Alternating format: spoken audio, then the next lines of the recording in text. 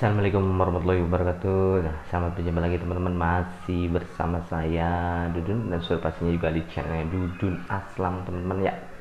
Dan sudah pastinya juga di sini di video ini kita akan sedikit membahas sedikit banyaknya kita akan membahas tentang permasalahan pencernaan atau asam lambung GERD, anxiety, psikosomatis, dan sudah pastinya sesuai dengan pengalaman pribadi saya teman-teman ya. Dan adapun nanti kita tambahkan motivasi-motivasi lainnya ya. Nah, sebelum kesana kesini seperti biasa teman-teman ya, siapapun nih teman-teman yang menyaksikan video ini dimanapun kalian berada, saya doakan ya agar kalian tuh cepat sembuh, cepat terbebas dari gangguan asam lambung, GERD, anxiety, psikosomatisnya teman-teman ya. Dan tak lupa juga nih teman-teman ya, perlu diingatkan lagi teman-teman ya, saya juga di sini bukan dokter teman-teman ya, saya juga bukan ahli ini itu, bukan ahli terapi ini itu ya. Saya cuma seseorang yang pernah mengalami gangguan asam lambung, GERD, anxiety, psikosomatis di tahun 2022. Nah, adapun kegiatan tambahan saya, kerjaan saya salah satunya yaitu teman-teman ya, saya sebagai tukang pijet panggilan juga ya. Nah, untuk hari ini kita yaitu teman-teman ya, banyak sekali nih ya, makanya pembahasannya kita sering-sering bahas juga karena banyak teman-teman tuh masih berjibaku dengan untuk anxiety disordernya teman-teman ya. Karena banyak banget ya yang frustasi gitu ya, ya maksudnya ya lagi benar-benar butuh masukan yang positif ya kan, butuh masukan yang benar-benar masuk akal ya kan. Makanya nih teman-teman ya, ini pencerahan ya dari saya ya teman-teman tentang anxiety disorder yang ya sebagian orang menakutkan lah ya kan. Bahkan juga saya baca-baca di grup tuh, wah ini mah katanya gangguan setan lah, gangguan nggak bisa sembuh katanya nih. Ini ya jawabannya teman-teman ya, disimak aja ya. Anxiety disorder tuh teman-teman ya, kecemasan yang berlebihan, teman-teman juga sudah paham, cuman kan di sini ini pentingnya pemahaman tuh ya teman-teman. Anxiety disorder tuh bisa normal kembali teman-teman, bisa sembuh lagi.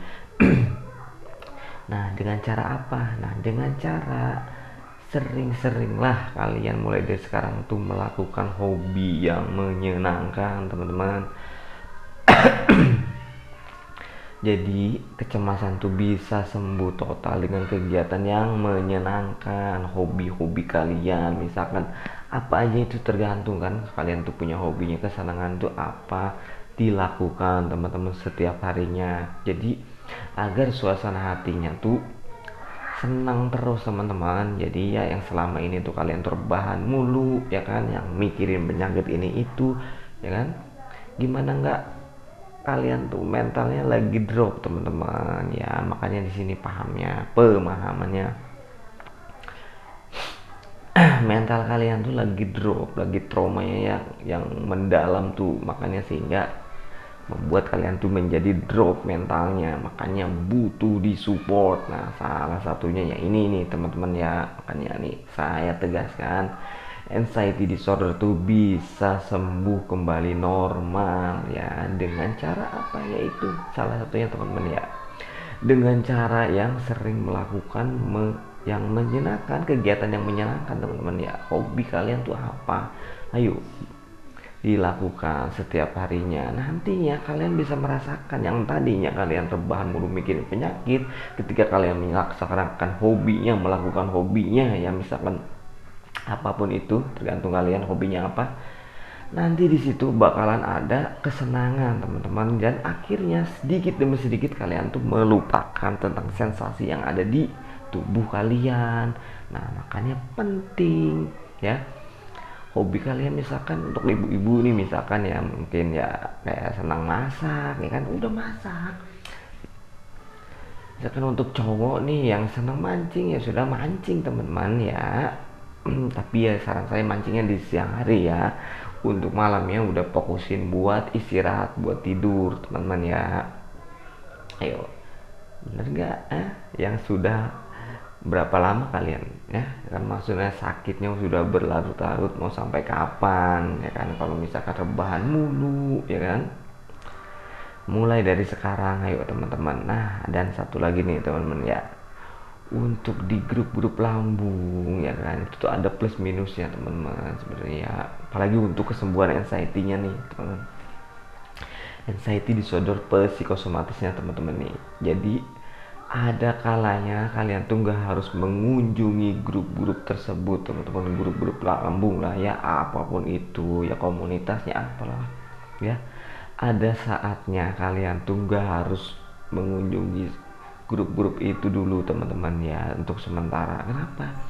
Untuk memulihkan psikis kalian teman-teman, yaitu kecemasannya ya. Jadi kalian tuh udah fokus aja dengan kesenangan kalian. Udah orang mau bilang pakai, mulai terapkan masa bodoh selama itu menyangkut kesenangan kalian ya. Yang penting ya tidak merugikan orang lain teman-teman ya.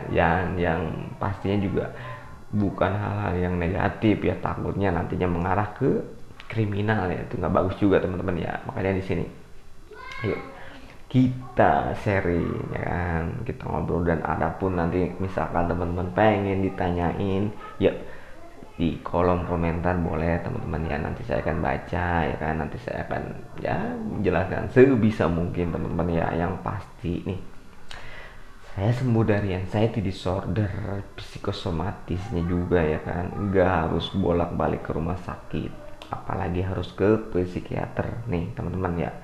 Saya juga pernah merasakannya, saya mantan penderita asam lambung di tahun 2022 teman-teman. Parah teman-teman. Saya juga tahu yang namanya anxiety disorder tuh nggak kenal waktu kalau lagi kumat tuh kan. Bahkan mau ibadah aja nih, buset dah, mau ibadah padahal ya, baru mau berangkat, mau melangkah aja, waduh itu cemasnya datang, keringat dinginnya datang, suasana hati langsung berubah, langsung ngos-ngosan, disertai dengan dada berdebar ya kan, ditambah lagi dengan perutnya langsung tiba-tiba kayak mual, begah ya kan, sakit, ditambah lagi di dada kiri itu sakit tembus ke belikat belakang. Akhirnya apa ya kan, pemikirannya menjadi liar lagi, akan mengarah ke hal-hal yang horor lah, nggak negatif lah gitu temen-temen ya. Wah, takut stroke lah, takut sakit jantung lah, takut paru-paru lah, takut ginjal dan sebagainya ya teman-teman ya. Mungkin ya sudah pernah merasakan. Nah makanya nih untuk yang masih berlarut-larut dengan keadaannya, ayo mulai dari sekarang kalian tuh terapkan teman-teman ya, terapkan gaya hidup sehatnya ya. Jangan males ya, kalau males, kalau rebahan mulu, kapan sembuhnya? Ayo mau sampai kapan?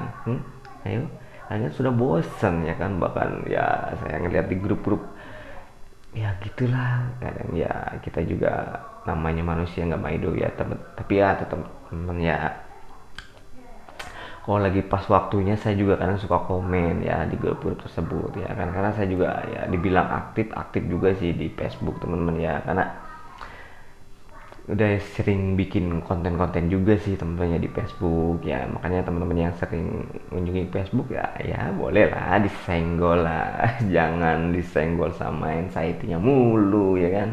Ayolah sama-sama kita iya kak, maksudnya sharing lah ya kan, untuk yang masih berjibaku dengan keadaannya, dengan segala macam sensasi yang dirasakannya. Yuk mulai dari sekarang paksain teman-teman. Jadi nantinya tuh kalau misalkan kalian udah menerapkan gaya hidup sehatnya, pastinya nanti kalian tuh mulai belajar disiplin teman-teman ya, disiplin dari waktu, dari jam makannya ya kan, dari setiap makanan yang dimasukkan ke dalam lambung yang kita konsumsi itu cobalah kita dijaga dulu teman-teman ya. Nantinya kita tuh mulai terbiasa disiplin ya. Nah ketika kalian mulai terbiasa disiplin, nantinya pengalihan pikirannya tuh teman-teman mulai teralihkan dengan kegiatan-kegiatan yang lebih positif ketimbang mikirin penyakit mulu ya kan. Nah itulah tujuannya kenapa harus banyak perencanaan yang indah teman-teman. Walaupun nih gini teman-teman ya, walaupun misalkan kalian tuh besok harinya tuh gak harus melakukannya tuh gak masalah teman-teman. Yang pasti di saat kalian kumat nih ya kan, cemasnya, was-wasnya, ketakutannya, nah kalian alihkan teman-teman. Jadi gini contohnya nih, karena segala sesuatunya untuk penderita asam lambung, GERD, anxiety, psikosomat itu harus ada contoh ya. Ini gini teman-teman ya, ketika cemasnya datang ya kan kita ketakutan, cemas, terus kan lemes ya kan. Nah biasanya gitu kan. Nah, hanya terapkan di batin kalian ya kan. Nah pastikan kalian tuh menenangkan diri dulu, tarik napas, atur napas. Pokoknya serileks mungkin kalian atur napas. Setelah mulai sedikit menurun ya kan, kalian terapkan di pemikiran kalian ya kan, di hati kalian nih, kurang lebih seperti ini teman-teman ya. Ini mah cuman sensasi dari karena pencernaan saya lagi sedang error ya, maksudnya sedang tidak normal ya kan. Nanti juga pasti bakalan pulih lagi. Nah sambil dilus-lus teman-teman ya dada kalian, jadi kalian tuh menyemangati diri kalian sendiri, itu penting teman-teman ya. Nantinya di situ kalian tuh bakal menemukan semangat tersendiri teman-teman, pastinya untuk lebih sembuh lagi, lebih sehat lagi teman-teman ya. Makanya yuk terapkan. Jadi ketika sensasinya datang, kalian tenangkan diri, duduk, syukur-syukur nih teman-teman ya. Pentingnya kenapa itu air minum di saat cemas tuh bisa mengurangi teman-teman ya. Di saat kalian cemas, was-was, pertolongan pertama ya minum teman-teman ya, minum ya, murah meriah, gampang dicarinya teman-teman ya. Jadi ketika kalian cemas, kalian minum perlahan, tarik napas, atur napasnya, atur irama napasnya, mulai kendalikan diri kalian, mulai kuasai lagi situasi yang tadinya menegangkan menjadi situasi yang kita yang mengendalikan gitu teman-teman ya. Jadi yang kalian tuh tenangkan, tarik napas, pemikirannya mulai dibaguskan lagi. Contoh misalkan contoh lagi ya teman-teman ya, di saat kumat ya kan, di pikiran kalian tuh daripada mikirin penyakit mending besok kita mancing ya kan. Nah gitu teman-teman, di dalam pikiran kalian tuh nanti ya coba dah, pasti juga paling juga hitungan detik apa menit, paling ya nggak nyampe berjam-jam teman-teman, nanti juga hilang dengan tersendirinya ya kan. Adapun nantinya kenapa saya maksud menganjurkan untuk teman-teman ya, di saat lagi cemas, panik, was-was, itu air minumnya kalau bisa ya dicampur sama madu atau gula, karena yang manis-manis itu paling cepat diserapnya buat mulihin tenaganya teman-teman, biar kalian tuh nggak terlalu lemes ya kan, biar cepet ada tenaganya, yaitu dengan minum yang manis-manis dulu. Nggak usah takut diabetes lah ya kan, itu beda lagi ya kan. Kita mau udah, kalau emang kita didiagnosanya sama dokter sama rumah sakit nih ya kan, bahwa kita tuh terkena asam lambung, GERD, anxiety, psikosomatis ya kan. Adapun nama-nama biasanya sih ya di rumah sakit tuh kayak gastritis ya kan, terus dispepsia ya kan, terus apalagi lah itu ya, pokoknya apapun itu tuh menyangkut dengan pencernaan. Jadi kalau kalian nggak usah pusing-pusing lah ya, maksudnya biar nggak mengurangi beban pikiran, semua itu tuh diagnosa masalah pencernaan teman-teman, dan itu bisa normal kembali ya, pasti sembuh lagi ya. Kalian nih nggak diminumin obat juga ya teman-teman ya, kalian menerapkan gaya hidup sehat tuh bisa normal lagi teman-teman.